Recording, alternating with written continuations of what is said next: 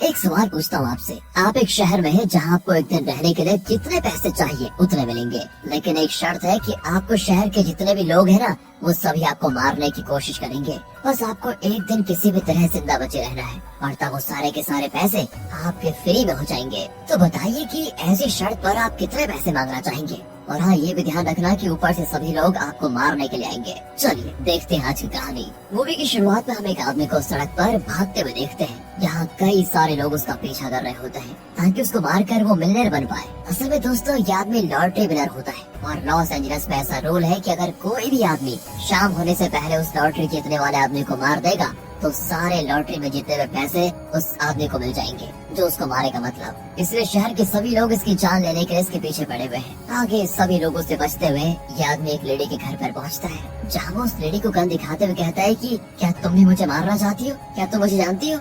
जिस पर वो उसे मना करते हुए कहती है कि भाई तू है कौन? और ये सुनकर उसकी जान में जान आती है कि वो यहाँ पर सेफ जरूर है। दोस्तों, तभी वो उस लेडी को एक गिलास पानी लाने के लिए कहता है, क्योंकि भागते भागते उसकी हालत बहुत खराब हो गई थी। पर वो लेडी चालाकी से उस आदमी के पास जाके एक नुकीली चीज से उसके सर पे वार कर देती है। उस आदमी की वहीं पर मौत। उसी वक्त हम उस लेडी के हाथ में भी वही लॉटरी कार्ड को देखते हैं। मतलब वो उस आदमी को जानती थी, बस वो नाटक कर रही थी दोस्तों, ताकि सही वक्त आने पर वो उसको मारकर मिलियनेयर बन पाए। थोड़ी देर में वहाँ कुछ ऑफिसर्स आकर ये चेक करते हैं कि वो आदमी पूरी तरह मर चुका है या फिर नहीं। एंड इसके बाद वहाँ पर जॉनी ग्रैंड नाम का एक आदमी आता है और उस लेडी को कांग्रेचुलेशंस करते हुए कहता है कि बहुत बढ़िया, आपने लॉटरी जीती है और अब आप मिलियनेयर बन चुकी हैं, बहुत बहुत बधाई। यहाँ से सीन होता है दूसरी ओर कट। हालांकि दोस्तों, यहाँ पे मेरे दिमाग में एक सवाल भी आ रहा है कि अगर जॉनी ग्रैंड इस औरत को मारेगा तो क्या उस लॉटरी को वो नहीं जीत जाएगा? और अगर जीत जाएगा तो फिर मार क्यों नहीं रहा? ये सवाल जरूर है वैसे। चलिए आगे देखते हैं। अगले सीन में हम कैटी नाम की एक लड़की को देखते हैं जो कि बस में ट्रैवल कर रही है। कैटी एक एक्टर बनना चाहती है,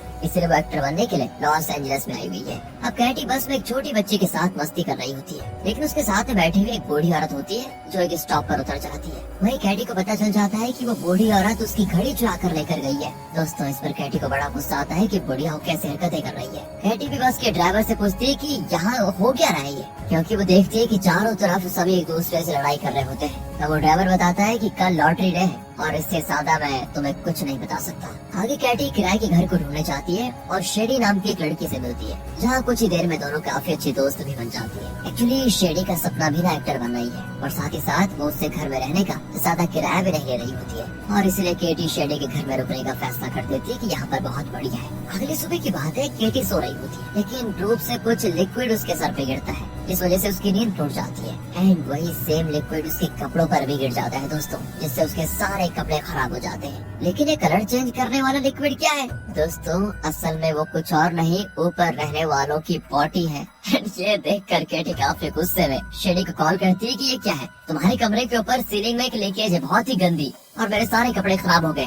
अब बताओ मैं इंटरव्यू में क्या पहन कर जाऊंगी? शेडी कहती है कि अरे तुम मेरे कपड़े पहन कर जा सकती हो ना, बस हाँ तुम्हें उसका किराया देना होगा। देखा दोस्तों, यहाँ शेडी पैसे कमाने के लिए कितना बढ़िया दिमाग लगाती है, क्योंकि अब केटी के पास कोई रास्ता तो है नहीं, कपड़े हो गए सारे खराब, इसलिए उसको ना चाहते हुए भी शेडी के कपड़े पहनने पड़ते हैं, वो भी किराए पर, जो कि दिखने में काफी अजीब लग रहे हैं, क्योंकि दूसरे के कपड़े पहनेंगे तो यार अजीब ही लगता है। और अब केटी उन्हीं कपड़ों को पहनकर इंटरव्यू के लिए चली जाती है, जहाँ और भी कई सारी लड़कियाँ बैठी होती है लाइन में। तो वहाँ पर केटी से कहा जाता है कि इंटरव्यू के लिए तुम्हें $400 और देने होंगे। पैसों की कमी होने की वजह से केटी थोड़ा सोचती है कि क्या करूं, कहां से अरेंज करूं। पर दोस्तों, बाद में ना वो पैसे निकाल कर दे ही देती है, क्योंकि थोड़ी बहुत सेविंग तो उसने करी होगी, क्योंकि उसका मेन सपना एक्टर बनना जो है। एंड इसके बाद उसका इंटरव्यू लिया जाता है। इंटरव्यू के दौरान केटी अपने जेब में जैसे ही हाथ डालती है ना, तो उसे लगता है कि जैसे उसके जेब में कुछ रखा हुआ है। एंड उसको निकाल कर देखने पर ये कुछ और नहीं, लॉटरी कार्ड है दोस्तों, जो कि अनजाने से ही हाथ लगने पर केटी खुद ही लॉटरी में ज्वाइन हो जाती है, क्योंकि वो लॉटरी वाला कार्ड काफी हाईटेक कार्ड होता है और फिंगरप्रिंट से वो आइडेंटिटी एक्सेप्ट कर लेता है। साथ ही साथ शायद ये लॉटरी शेडी का होगा दोस्तों, क्योंकि उसी कपड़े में मिला ना ये कार्ड। यहाँ केटी का ऑडिशन जजेस को पसंद नहीं आता, बेचारे को बाहर भेज देते हैं वो। अब जैसे वो बाहर आती है ना, तो देखती है कि सभी कंटेस्टेंट्स उसको घूर रहे हैं। एंड ये देखकर उसको बड़ा अजीब लगता है कि इन्हें हो क्या गया। असल में दोस्तों, इस बार की लॉटरी की विनर कोई और नहीं, केटी होती है, और इस बार प्राइस भी कोई छोटा मोटा नहीं, पूरे $3.6 बिलियन का होता है। तभी वहाँ बैठी सभी लड़कियां केटी को मारने लग जाती हैं, क्योंकि उनको प्राइज मनी चाहिए। पर केटी उनसे कैसे भी बचते हुए नीचे की तरफ आ जाती है, जहाँ और भी कई लोग उस पर हमला कर देते हैं। उसे समझ में नहीं आ रहा होता है कि उसके साथ ये हो क्या रहा। इस लॉटरी कार्ड की वजह से सभी उसको मार क्यों रहे, कुछ पता नहीं चल रहा उसको।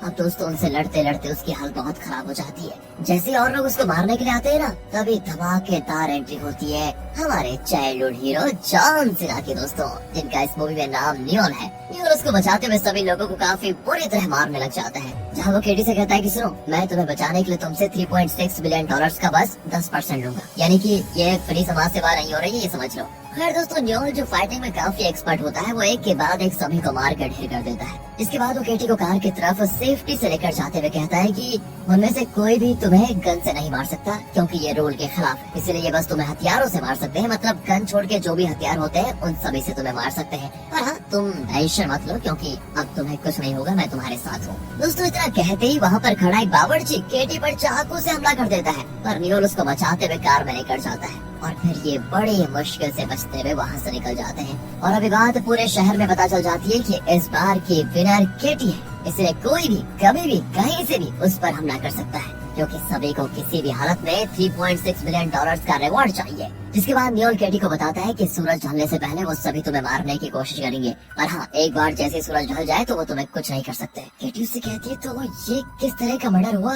तो नियोल उसको बताता है कि देखो, ये तो यहाँ पर बहुत ही नॉर्मल है, जो भी तुम्हें मारेगा और अगर उसके पास टिकट है तो समझो पैसा उसका। उसी समय दोस्तों हम देखते हैं कि सारे बाइक्स इनके कार का पीछा कर रहे होते हैं, तभी वो पीछे से इनकी कार का कांच भी तोड़ देते हैं। और फिर पता है क्या, एक लेडी अपनी बाइक से इनकी कार पे कूद भी जाती है और केटी को मारने के लिए उतर पड़ती है, क्योंकि पता नहीं इस औरत को लगता है पैसों की सख्त जरूरत है। लेकिन इस वक्त भी नियोल उसको बचा लेता है और उस लेडी को हेलमेट पहनाकर उसको गाड़ी से नीचे फेंक देता है। अब उसने उसे हेलमेट क्यों पहनाया? ताकि वो मरे ना दोस्तों, सेफ्टी का ध्यान रखना है भाई दूसरों की भी, क्योंकि वैसे ये भी रूल है कि आप किसी को मार नहीं सकते। इसीलिए वो उस औरत को हेलमेट पहनाकर गाड़ी से बाहर फेंक देता है, क्योंकि ये भी रूल है कि कोई भी हमला करने वाला किसी दूसरे हमला करने वाले को नहीं मार सकता।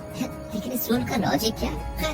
हमें क्या मतलब। पर हाँ, ये लॉटरी वाले को जरूर मार सकते हैं दोस्तों। अब केटी जल्दी से कार चला रही होती है, तभी एक बाइकर उनकी कार के पीछे कांच की बोतल में आग लगाकर फेंक देता है, लेकिन वो कार की डिक्की को खोलकर उससे बच जाते हैं। अब जैसे फिर वो आगे देखते हैं तो उनके सामने एक दीवार होती है, जिस पर नियोल गाड़ी की स्पीड बढ़ाकर उस दीवार को तोड़ देता है और आने वाले सभी बाइकर्स उस दीवार से टकराकर दूर चले जाते हैं। दोस्तों इस टाइम तक तो उनकी गाड़ी की हालत पूरी तरह खराब हो जाती है, जिस पर ये दोनों जल्दी से कार से उतरकर एक गली में खड़े होकर बात कर रहे होते हैं, जहाँ नियोल केटी से बताता है कि वो ड्रोन हवा में उड़ रहा है, वो तुम्हारी लोकेशन है, हर 14 मिनट में सभी लोगों के पास जाती रहेगी। पर केटी उसकी बात पर जरा भी विश्वास नहीं करती और उसे लगता है कि नियोल भी उसको मारना चाहता है, इसलिए वो उसके नाक पे पंच मारकर उसकी नाक ही तोड़ देती है। उसी समय वहाँ पुलिस भी आ जाती है, जिसको देखकर वो उनके पास जाकर कहती है कि सभी लोग मेरी जान लेना चाहते, पता नहीं क्यों। पर दोस्तों पुलिस भी तो यही करने के लिए यहाँ पर आई होती है, वो केटी पर हमला कर देते हैं।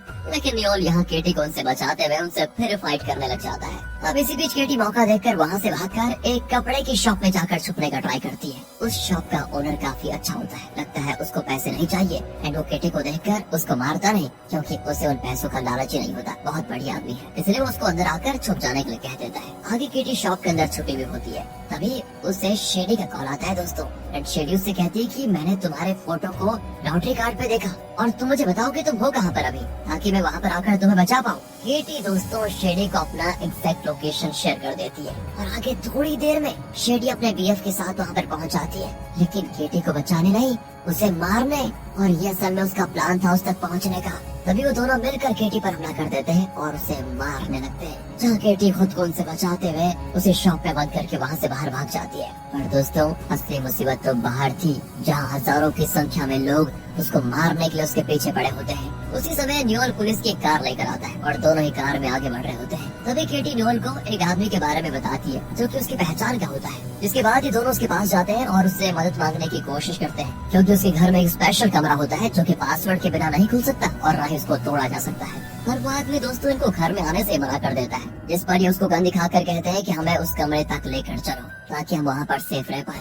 आगे दोस्तों वो घर का ओनर इन दोनों को उस स्पेशल कमरे के पास लेकर जाता है और पासवर्ड डालकर उसको ओपन कर देता है। तभी ये दोनों कमरे के अंदर जाते समय उस आदमी को बेहोशी का इंजेक्शन मार देते हैं, ताकि वो दोबारा वापस से कमरा न खोल पाए। अब ये दोनों अंदर सेफ हैं और डोर वापस लॉक हो जाता है। पर यहाँ शहर के सभी लोग पहुँच जाते हैं दोस्तों, जिसमें शेडी और उसका बॉयफ्रेंड भी होता है। एंड ये सभी इन दोनों का उस कमरे से बाहर आने का वेट कर रहे होते हैं, जहाँ शेडी एक आइडिया लगाती है और वो सोनर को, जो कि बेहोश पड़ा होता है, उसे नीचे स्विमिंग पूल में ले जाकर फेंक देती है। जिससे होता यह है कि उसे वापस होश आ जाता है। एंड शेडी उससे डोर का पासवर्ड पूछकर डोर खोलने वाली होती है कि तभी न्योल एक एजेंसी में कॉल लगाता है, जिस वजह से वहाँ खड़े सभी के फोन एक एक करके ब्लास्ट होने लगते हैं और फोन के ब्लास्ट होने से चारों तरफ आग लग जाती है और सब यहाँ से फिर भागने लगते हैं दोस्तों। एंड उसी बीच मौका देखकर न्योल केटी को अपने साथ वहाँ से लेकर जा ही रहा होता है, तभी वहाँ पर लॉटरी प्रोटेक्शन एजेंसी के लोग भी आ जाते हैं। जिसके बाद वो इन दोनों को सेफली अपने साथ लुइस नाम के आदमी के पास लेकर जाते हैं। लुइस ही दोस्तों इस एजेंसी को चला रहा होता है और यहाँ मैं प्रोटेक्शन एजेंसी की बात कर रहा हूँ, मतलब लॉटरी वाले कंपनी की प्रोटेक्शन एजेंसी दोस्तों। तभी लुइस केटी को जिंदा देखकर चौंक जाता है कि अच्छा ये अभी तक जिंदा है, और उससे कहता है कि मुझे विश्वास नहीं हो रहा कि तुम अब तक जिंदा कैसी हो, क्योंकि आज तक जिसे भी लॉटरी लगी है वो कुछ ही घंटों में मर जाता है। खैर आगे वो केटी से कहता है कि सुनो, अब हम तुम्हें बचाने के लिए तुम्हारे प्राइज मनी से महज 30% काटेंगे। यानी कि दोस्तों लगता है आगे से अब लुइस केटी को बचाएगा। इसके बाद वो इन दोनों को इनके जख्मों को ठीक करने के लिए अंदर लेकर जाते हैं, जहाँ डॉक्टर्स इन दोनों का बड़ी अच्छी तरह इलाज कर रहे होते हैं। और वो केटी से कहते हैं कि हम तुम्हें एक टेम्पररी मास्क लगवाएंगे जिससे तुम्हें कोई पहचान न पाए। वही दोस्तों बातों ही बातों में न्योल अपनी कहानी केटी को बताता है कि ये लॉटरी वाला काम करने से पहले मैं और लुइस एक साथ एजेंसी में काम करते थे, जिसमें हमारा काम लोगों को मारना था। इसके लिए हमको पैसे भी दिए जाते थे, पर एक दिन मुझे ऐसा लगा कि हम ये सही नहीं कर रहे थे। कुछ पैसों के लिए लोगों को मारना सही नहीं है, इसलिए मैंने इस मिशन को बीच में ही छोड़ दिया था। और तब मुझे पता चला कि उस मिशन में हमारी टीम के कई सारे लोग मारे गए, बस कुछ लोग ही उसमें बच पाए, जिनमें से एक लुइस भी है। लेकिन कहीं न कहीं उन लोगों की मौत का जिम्मेदार मैं खुद को मानता हूँ, क्योंकि मैंने बीच में ही मिशन को छोड़ दिया था। इसलिए मैं हमेशा अपने कमाए हुए पैसों में 10% अपने टीममेट्स की फैमिली मेंबर्स को दे देता हूँ। आगे दोस्तों लुइस की एजेंसी की एक वर्कर केटी से कहती है कि इस मशीन में अपना मुंह डालकर अपना चेहरा बदल लीजिए। पर जैसे केटी अपना मुंह उस मशीन में डालती है, उसके मुंह पर एक बूढ़े आदमी का मास्क लग जाता है, जिससे उसका चेहरा पूरी तरह बदल जाता है और अब उसको जल्दी कोई पहचान नहीं पाएगा। और केटी अब एक बूढ़े आदमी की तरह कपड़ा पहन लेती है। तब वहाँ पर लुइस आकर केटी से कहता है कि हम तुम्हें यहाँ से कहीं और शिफ्ट करना चाहते हैं, क्योंकि सभी लोगों को यहाँ की लोकेशन मिल चुकी है और एजेंसी के बाहर हजारों में लोग तुम्हें मारने के लिए तुम्हारा वेट कर रहे हैं, इसलिए अब ये जगह तुम्हारे लिए सेफ नहीं है। फिर वो केटी को अपने साथ एक जगह लेकर जाते हैं,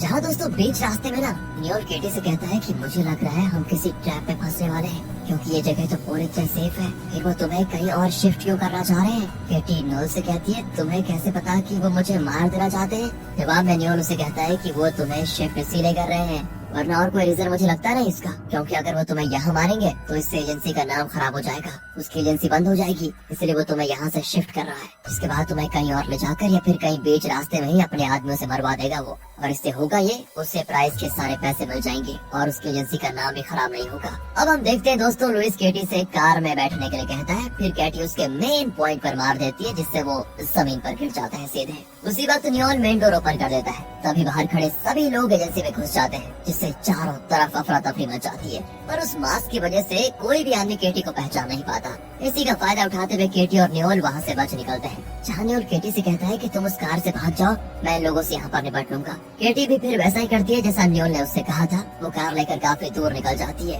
पर दोस्तों दूसरी तरफ लुइस के आदमी न्योल को पकड़ के काफी मारते हैं। इसके बाद तो लुइस केटी को वीडियो कॉल करके कहता है कि देखो न्योल हमारे कब्जे में है, अगर तुम जल्दी मेरे पास नहीं आई तो बस इसको मार देंगे हम। अब थोड़ी देर के बाद दिखाते हैं कि लुइस न्योल को एक थिएटर में उसके हाथ बंद करके रखा होता है, जहाँ न्योल उससे कहता है कि मुझे माफ करना, मैंने बीच में मिशन को छोड़ दिया था। और तब लुइस उसे बताता है कि कैसे उस मिशन ने उसकी जिंदगी बदल दी। असल में मैंने ही अपने टीममेट्स को मारकर वहाँ मिला हुआ सब सोना अपने पास रख लिया और उसकी मदद से मैंने इस प्रोटेक्शन एजेंसी की शुरुआत की। देखा दोस्तों कितना हरामी है। अब हम केटी को देखते हैं और वो अपनी जान की फिक्र न करते हुए न्योल को बचाने के लिए उसी जगह पर जाती है जहाँ लुइस ने उसको बनाया होता है। वो लुइस से कहती है कि लो इस गन से तुम मुझे मार दो और विनर बन जाओ, यही चाहते हो ना तुम? एंड तभी वो गन देने के लिए उसके पास जाती है और उस गन को ना देकर एक लात मारकर नीचे कुर्सियों पर उसको गिरा देती है। उसी समय शहर के सभी लोगों को उस ड्रोन की मदद से केटी का एग्जैक्ट लोकेशन पता चल जाता है। इसके बाद कुछ ही पल में थिएटर में केटी को मारने के लिए लोगों की भीड़ जमा हो जाती है।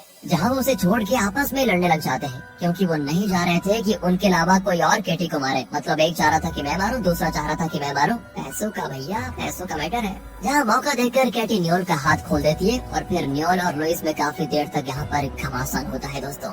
उसी बीच न्योल केटी को वहाँ लटके हुए एक छोटे से एरोप्लेन पे चढ़ जाने के लिए कह देता है, क्योंकि अब 2 मिनट बाकी थे टाइम ओवर होने में, जिसके बाद केटी को कोई भी नहीं मार सकता था और वो विनर बन जाएगी। अब जान बचाते हुए केटी उस एरोप्लेन के ऊपर चली जाती है ताकि बस कुछ मिनट तक उन लोगों से बच पाए। लेकिन उसी वक्त लुइस के हाथ में न्योल के पीछे पड़ जाते हैं। तभी मौका देखकर लुइस केटी को मारने के लिए उस एरोप्लेन के ऊपर चढ़ जाता है। इसके बाद ऊपर केटी और लुइस के बीच में काफी देर तक लड़ाई चलती है। इसी बीच लुइस केटी को एक जोरदार मुक्का मारता है, जिससे केटी नीचे गिरने वाली होती है। तभी वो एक लोहे का रॉड पकड़ लेती है और हवा में ही लटकी रहती है। अब आगे लुइस उससे कहता है कि अब तुम्हें कौन बचाएगा। पर दोस्तों इस फाइट के दौरान केटी ने लुइस के शर्ट में रखे हुए मिनी बॉम्ब्स के ऊपर का निडल निकाल लिया था, जिससे होता ये है कि अगले ही पल वो बॉम्ब वहीं पर फट जाता है और लुइस के चिथड़े चिथड़े हो जाते हैं। और यहाँ दोस्तों आपको थोड़ा सुकून मिला होगा। और अब अगर आपको केटी की चिंता हो रही है कि कहीं वो तो नहीं फटी, तो नहीं दोस्तों, क्योंकि बॉम्ब फटने से कुछ सेकंड्स पहले ही उसने अपना हाथ छोड़ दिया था और अगर वो नीचे गिरती तो उसकी जान चली जाती।